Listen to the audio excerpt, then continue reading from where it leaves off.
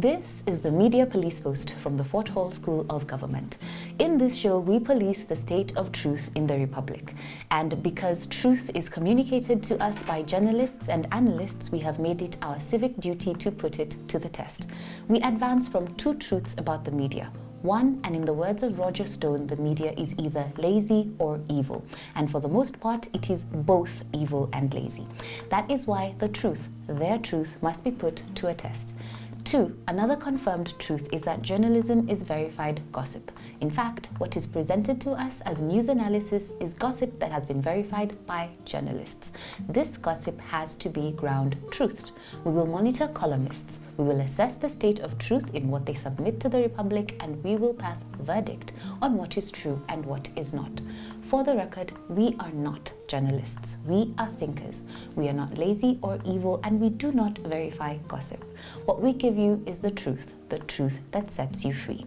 On today's show, we will discuss either our favorite columns of last week or columns which reflected unformed and uninformed opinions and columns that made you stupid. These are columns that fell into the cognitive trap of we see things as we are, not as they are, or those that are based on conjuncture history. Lastly, there are those columns that smack of envelope journalism. Welcome, GK and CS. What will we be discussing today? Thank you. Asante. I was initially going to talk about by-elections. However, constitutional scholars from all over the world have taken an interest in the BBI judgment. As recently as yesterday evening, two lawyers of the Supreme Court of India were discussing the decision on a webinar. It occurred to me that the rest of the world cannot be engaged in discourse about a significant constitutional moment in the history of our country while I analyze a by-election in Ruri Ward in Nyandarua. And so I would like to address what I believe is a miscontextualization of BBI in our history, which is a risk that arises when you compare things. The 5 Wikipedia judges attempted to root part of their reasoning by, on the one hand, reflecting on the many amendments to the Independence Constitution under the Kanu regimes. We can call these the Kanu amendments, and comparing them with the BBI proposals. I would like to argue that this comparison has resulted in a false equivalence. A false equivalence is a type of cognitive bias or flawed reasoning style which leads people to think, or to be told, that two things should have equal weight in decision making. False equivalence leads people to believe two separate things are equally bad or equally good. To compare the history of Kanu amendments with BBI can only result in a mischaracterization. One set of amendments was mostly retrogressive, whereas the ones before us are progressive.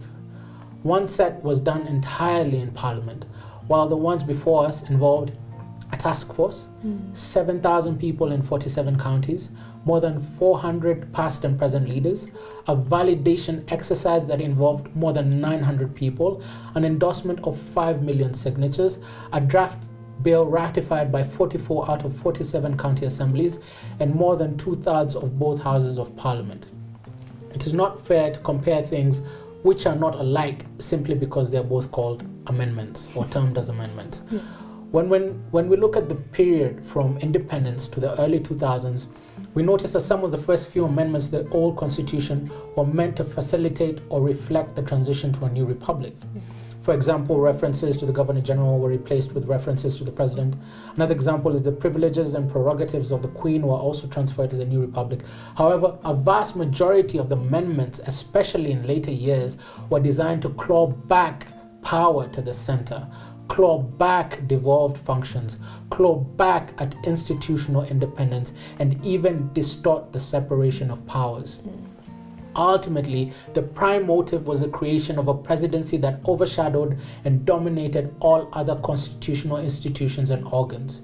To quote Professor Githu Muigai, the changes undermined the claim of the Constitution as the fountain of political stability. Structurally, the integrity and autonomy of the institutions created under the Constitution was severely distorted, eroded, and undermined. The amendments did away with Majimboism and thus eroded devolution. BBI, however, at the heart of its design seeks to deepen, enhance, and expand devolution, increasing minimum allocations from 15% to 35%, allocating 5% towards, and giving a constitutional anchor to CDF. The Kanu amendments abolished the Senate. BBI was, however, designed to create an even more powerful Senate to protect devolution and increase oversight and accountability, and have as many women as men in Senate. The Kanu regime saw the constitution as a weapon in the struggle for political power. The Uhuru Kenyatta regime sees the constitution as a transformative instrument that can be used to foster inclusion, dispel ethnic rivalries, accelerate progress, while also expanding the positive reach of equity and fairness, especially in as far as both resource distribution and resource stewardship are concerned. The Kanu amendments created an increasingly powerful presidency that answered to itself. BBI expands the national executive and makes both national and county governments more accountable to parliament and county assemblies. In my humble submission, the court fell into the false equivalence trap by focusing on the history of amendments as something to be feared and on the number of amendments as something to be tempered. They have increasingly ranked procedural justice above all other forms of justice, and increasingly it has had a negative effect on substantive justice. When we are told that justice should be blind, it is about impartiality. It does not, however, mean that the judges should be blind to the consequences of their decisions. We can talk of hyper amendments and sing all the jurisprudence we want, but when we consider that most counties would have had double the billions they receive every year and more money would have gone to constituencies, I cannot help but wonder, because of this decision, how many bursaries are at the risk of being lost? How many health centers and hospitals are those every year? How many schools are those? How many street children and orphans are those that could have been helped? If securing this is not paramount, then what exactly are we talking about when we talk about constitutionalism? And all because we want to argue that every time we want a constitutional change, there has to be a revolution, and preferably one that takes 20 years. 20 years too long. So it's a very impassioned and very thoughtful piece that you have given us there. But as CS has said, the whole world and most of the opinion pieces last week spoke about the High Court decision on BBI. Therefore, just like him, today I'd like to weigh in on that decision. What I'd like to say is that a critical element of law has been forgotten, and perhaps it would be helpful from CS's impassioned plea for us to remember this blind praise for the actions of the judiciary, and that element is what we call judicial restraint. Think of judicial decisions as happening on a spectrum. So on one end of the spectrum is what we call judicial activism. This is where the courts make the law, thereby taking over the role of the legislature. On the other end of the spectrum is what we call judicial restraint. This is where the court resolves disputes in accordance with the laws made by Parliament. In the middle is what I'm going to call judicial discretion. This is where the courts determine what is just but using the law. And the court makes balanced decisions that are a healthy dose of judicial restraint with a splash of activism. Ideally, if a case with a political implication is presented before the court, then the courts are to exercise judicial restraint. And the main reason for restraint by the judiciary in such a circumstance that is in controversies that have significant political implications is the doctrine of separation of powers. This doctrine is inherent in our political structure.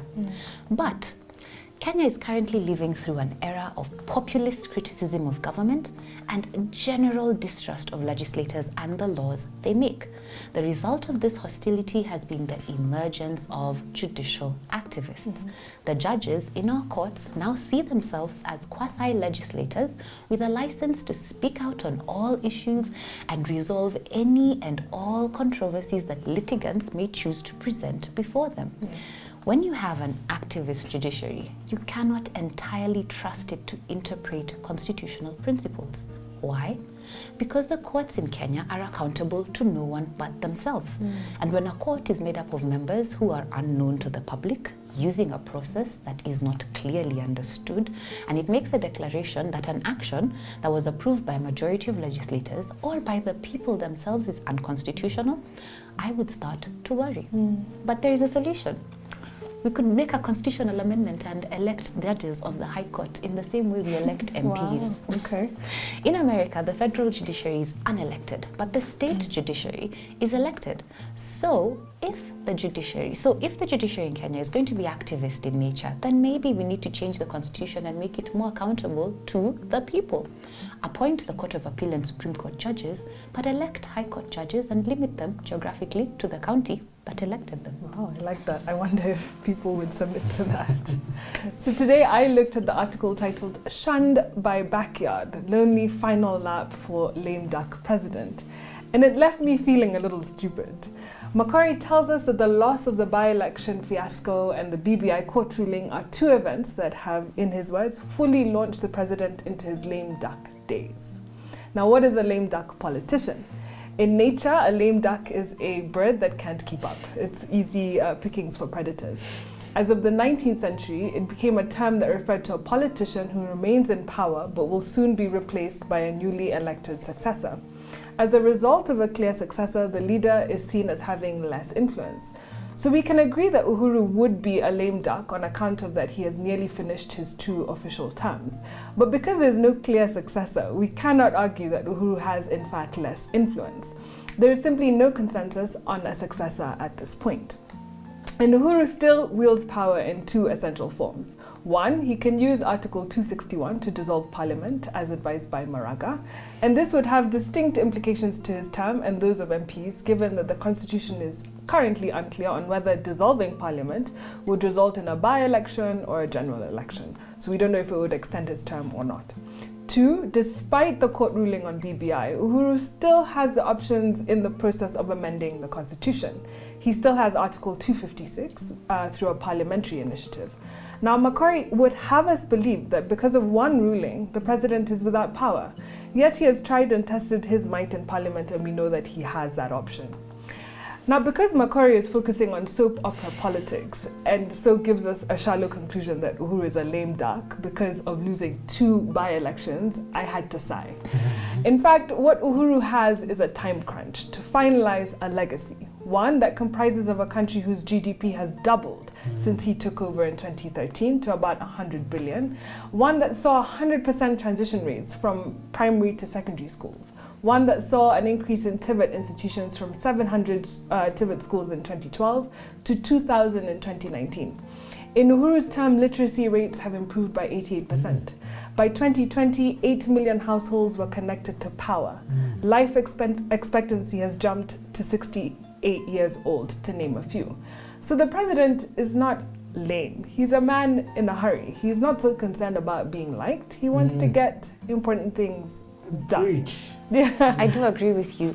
And they should realize that because there's no success, unless they're trying to tell us that they have a vote of no confidence in the president, and that's a big thing to say. He can only be called lame duck after the president-elect has been announced by IEBC in the year of our Lord 2022. The only person who's lame duck, in my opinion, is a person from a house in Karen. Thank you for joining us on Media Police Posts. Columnists, we have put you on notice. Join us again next week.